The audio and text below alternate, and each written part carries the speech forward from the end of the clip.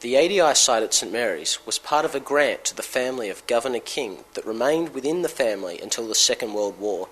The construction of the first munitions factory at St Mary's in 1941 provided munitions for the war effort in the Pacific. With the end of the war, the factories were largely sold or leased to private companies. The current development area was the home of the second munitions factory, just to the north of the first at Dunheved, built as a response to the Korean War. The factory produced a range of munitions that included high explosive weapons. This site also contained a repository for low to medium level radioactive waste until the early 1990s. Many historic sites remain, as well as the remnants of the 20 miles of railway tracks and 3 passenger stations that once ran through the site. While ADI ceased production at the site in 1995 in preparation for its development, private companies continue to use many of the buildings and warehouses on the site. Past employees of the site have raised concerns about the safety of any development and recall the widespread burial of waste in unlined earth pits. While the site has been largely decontaminated, the undocumented burial of dangerous chemicals has been confirmed by the environmental auditor, and while he signed off on the area as safe, he recorded almost 100 unknown burial pits that were found. Some local councillors are also concerned about future litigation, and while the federal government has given a 50-year indemnity to council, many worry about health problems that take longer to be recognised.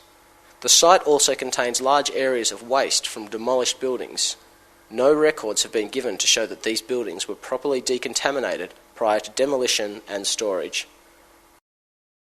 Salinity is also an issue for the area surrounding St Mary's. Already the past land practices have caused visible outbreaks of salinity in waterways on the site, and increased clearing and development will lead to a worsening of the problem if not adequately addressed.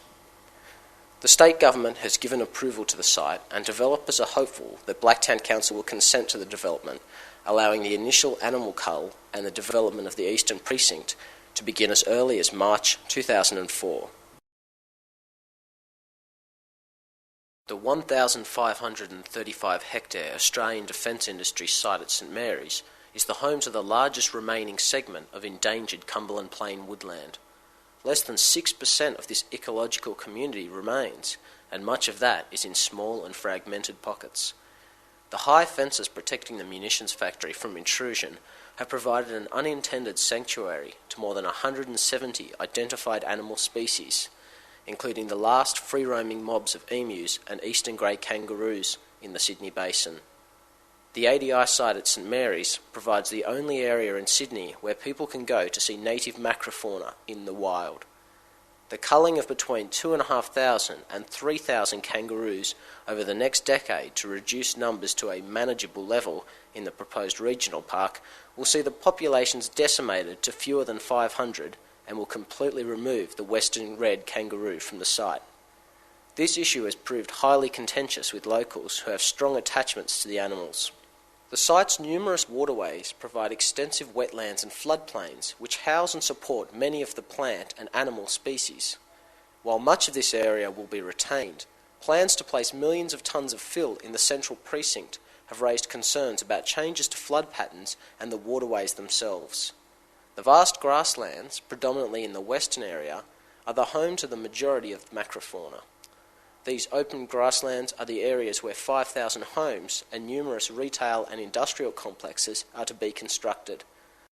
While these areas contain many foreign grasses, there are also thousands of mature trees and a number of endangered grassland species and many wildflowers.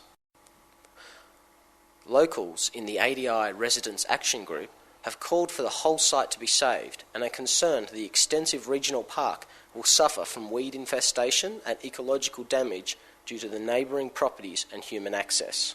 The state government and Delphin Lendlease believe the area will be a benchmark for sustainable developments that contain a mix of housing, recreation and employment opportunities while maintaining the site's heritage-listed ecological areas.